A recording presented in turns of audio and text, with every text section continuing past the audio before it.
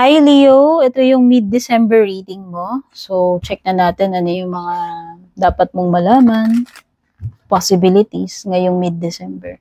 Thank you so much Leo for dropping by bago ka man dito or matagal na sa pagsuporta, pagsubaybay.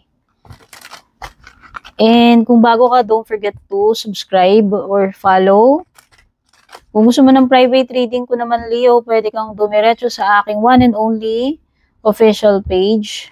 Purple Tin, Facebook page, kung balak mong mag-book, mag-inquire ng private reading. Purple Tin na may check lang ha, blue check, meta-verified. Pag walang check, hindi po ako yun. At kayo po yung mismo yung mag-message sa akin. Yung mga fake, i-add friend kayo, sila yung maunang mag-chat sa inyo, hindi po ako yun. Pagka ganun. Okay?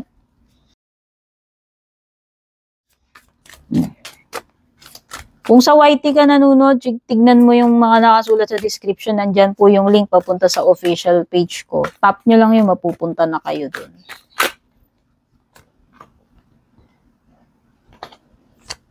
Merry Christmas nga pala, Leo. My lovely Leos.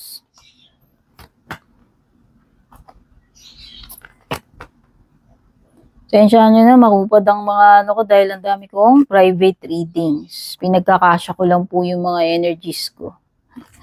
Madalas na didrain na yung energy ko sa dami ng binabasahan. So, at the bottom of the deck, you have the Magician, Gemini energy. Dito yung unexpected. Ito yung area ng unexpected. So, overall energies, you have the Three of Wands, you have the Knight of Cups, Six of Cups, Five of Wands, Queen Swords, Eight Wands. Hanged Woman is Pisces energy.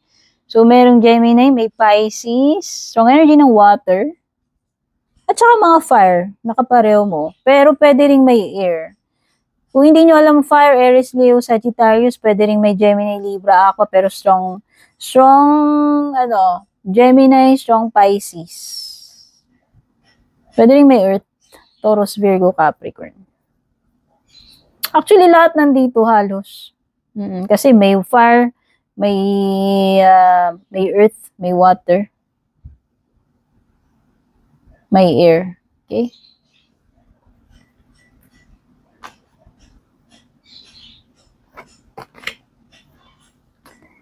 Leo, if you have specific travel plans, parang this is not the moment na mag-travel ka. Baka hindi ka pa makapag-travel o may lamierda ka, bakasyon, outing, abroad-abroadan, may pupuntahan kang gala, pwedeng hindi.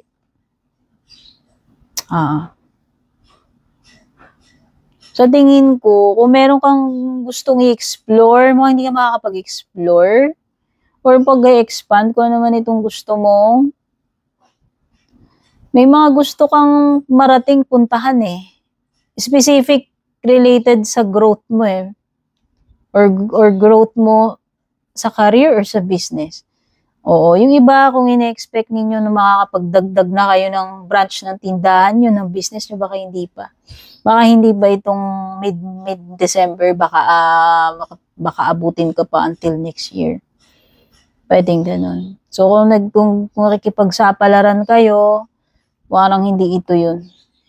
Okay? Ba, gusto nyo mag-explore abroad, ganyan, pwedeng hindi. Pwede rin may mga pinaplano ka dito na mag-fizzle out, Leo. Ano man itong mga plano mo. Baka hindi, hindi umubre. Mga plans mo. Parang may some kind of postponement or delay or mabulilya. So, parang ganun. With the Knight of Cups, I think this is, feel ko na nakikita ko siya. Something is off. Yun yung paulit-ulit eh. Pumapasok na word sa isip ko nung napatingin ako. Something is off. Parang meron kang nasisense dito, kung mataas yung intuition mo, na parang may something dito na hindi tama. Hindi okay. Something na parang hindi ka tiwa-tiwala, alam mo yun. So if you're dealing with people, specific, sa business man ito, no? Or kung saan, Parang hindi ka ganun ka, alam mo yung nag-vibe mo yung tao, kasi ako may ganun ako eh. Sa unang meet natin, mafe-feel ko, mabavibe na kita kung itong person na to is, sa unang meet ko pa lang sa'yo, malalaman ko na kagad kung makakasundo kita, magaan ba yung loob ko, etc. etc. Hindi lang sa tao, pati sa places, meron akong ganun. So, Leo, ganun. Kung meron kang ganun, parang yun. Parang ganun, similar doon sa sinasabi ko. Parang nasisense mo lang talaga na there is something off pagdating dito sa situation na to, dito sa person na to. Specific person.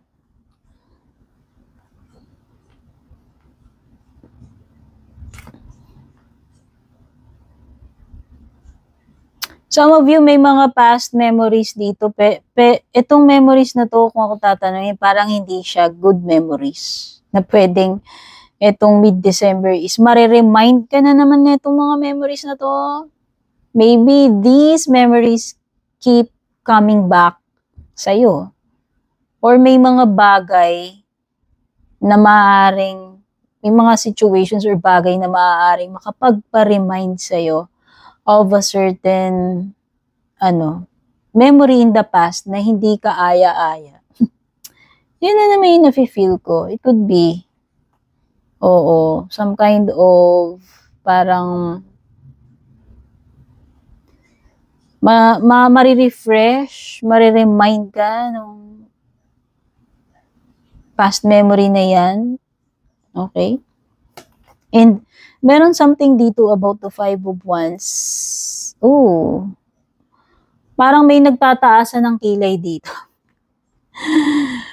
Alam mo yung nagmamagandahan, nagtatarayan. Leo, ano to? Meron ditong person kasi magkatalikod kayo eh. So parang may competition, may drama, may, ano ba tawag dito? Term na medyo makabago. Yun, parang nagtataraya, nag-iisnaban, nagpapataasan ng kilay, nagdededmahan, alam mo yun. Dedmahan, hindi nagpapansinan, yung parang nagkakaimbernahan kayo nitong person na to. Kung sino man yan. Parang yung air around this card is parang ang toxic nung atmosphere pag nandyan yung person na yun. As much as possible. Parang ganun. Hanggat maaari, ayaw mo makita yung pagmumuka, ayaw mo siyang ma-encounter, yun. Parang may ganun. Awkward yun. Awkward na feeling, energy whenever this person is around. Could be na yun din yung pinakikiramdaman mo na there is something off. Baka yun yung magka-relate sila. Now, here with the unexpected, you have the Magician. Wow. Parang merong something, Leo, dito na meron ka na namang breakthrough eh. With the Magician. Mukhang meron ka na namang makikreate dito na something magical or phenomenal. Na hindi mo inaasahan na makakagawa ka ng ganito or magagawa mo tong bagay na to or magagawa mong i-transform yung situation. Kasi Magician is related sa transformation eh. Pwedeng yung iba sa inyo, this is unexpected na pagbabago sa sarili ninyo or pwede rin naman talagang meron kang something na madidiscover, makikreate na hindi mo inaakala na magagawa mo yun and parang magiging hit yun, phenomenal. Magical, almost magical. Yung iba parang transformation to sa sarili ninyo. Baka meron kayong mga ano ba to? Physical transformation, hindi ko alam eh. Pero pwede rin namang hindi siya physical. Basta, kung anumang form ng transformation ito. Or meron ka makikreate. Magic, Leo. Parang ganon. And pagdating sa iyong area ng love life, you have the Queen of Swords, Eight of Wands, Hanged Woman. Eight of Coins. This person is very patient. Pagdating dito sa love life area, pwedeng yung mga tutukuyin kong energy dito, whether energy mo to, energy ng person mo. Napaka-patient na itong person na to. Ito yung person na hindi kagad siya susuko. Kahit anong mangyari, maghihintay. Maghihintay itong person na to. Ang nasa-sense kong energy sa kanya is very persistent, willing to wait, patient, willing to make sacrifices or work hard for this connection. So, connection ninyong dalawa, kung kaninong energy man yan tinutukoy niyan. Maswerte ka or maswerte ka kung siya yan, yung person mo ganyan, or maswerte siya sa'yo kung ikaw yan. Wow. So, nakikita ko dito, ang bilis. Pwedeng magiging mabilis yung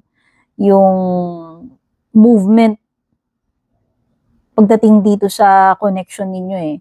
So, nakikita ko a lot of interaction, a lot of communicating with the Eight of Wands, or parang ang bilis nung pacing ng relationship ninyo. Parang kailan lang nag-uusap lang kayo, tapos parang ang bilis na kagad na next, second base na, third base na. Parang ganun. Parang ang bilis ng progress doon sa connection ninyo eh.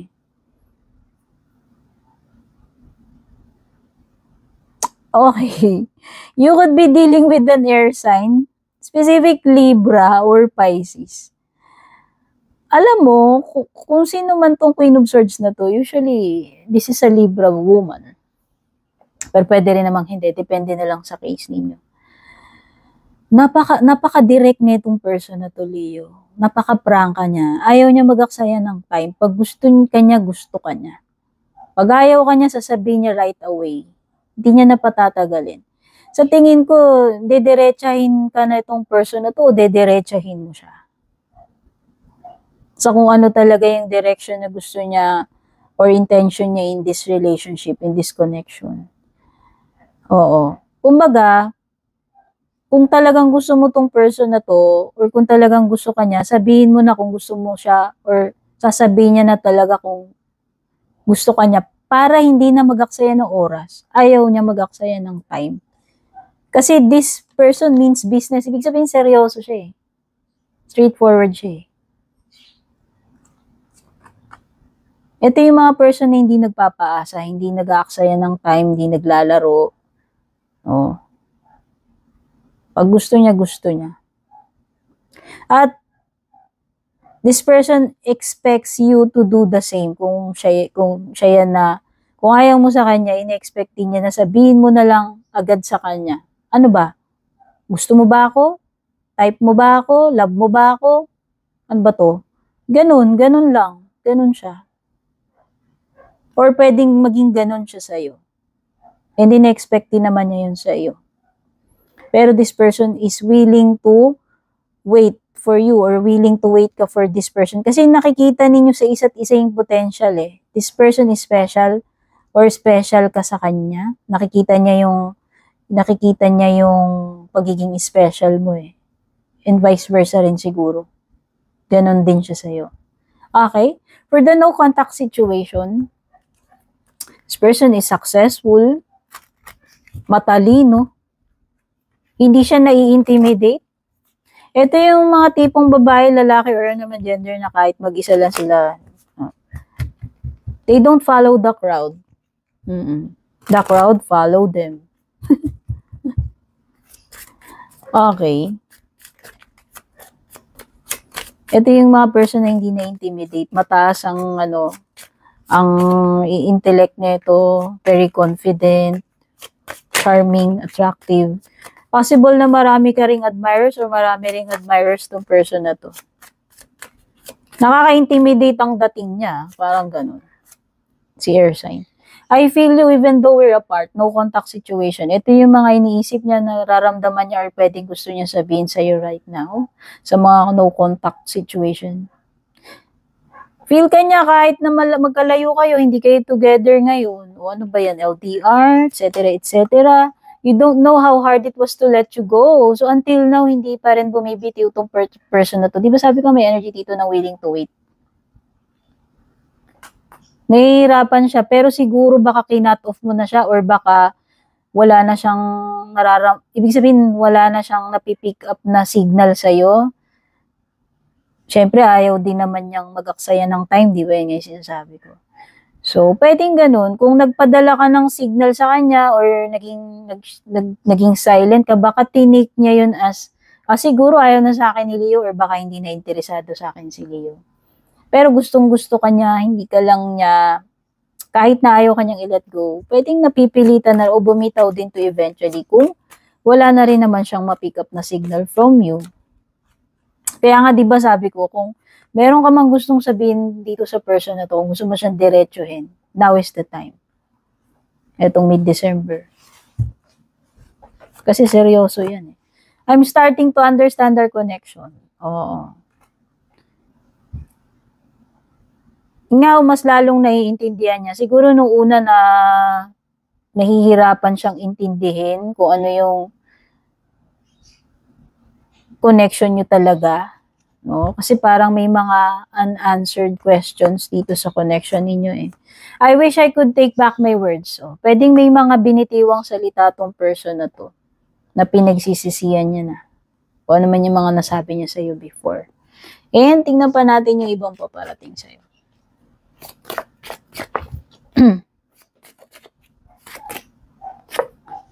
Wind chimes is peace and harmony.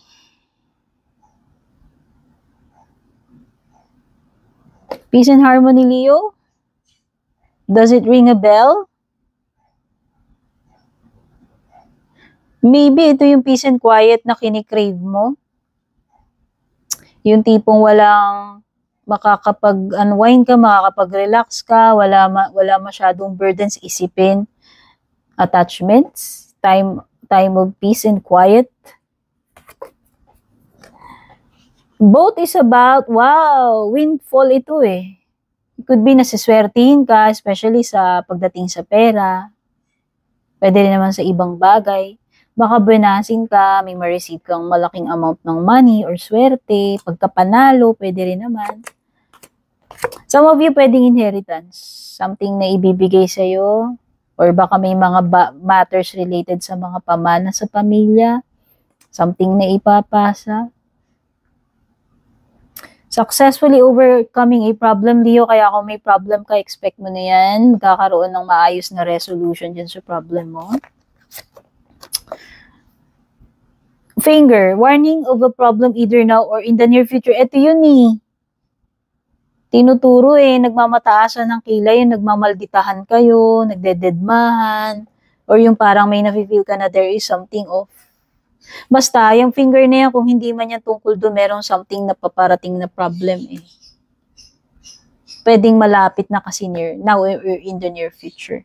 Okay, so that's your reading, Leo. Thank you so much. Love you all. Godspeed, babush. And kung balak nyo pong mag-book or mag-inquire ng personal readings ko, basahin nyo lamang po itong nakasulat sa screen or yung nakalagay sa description.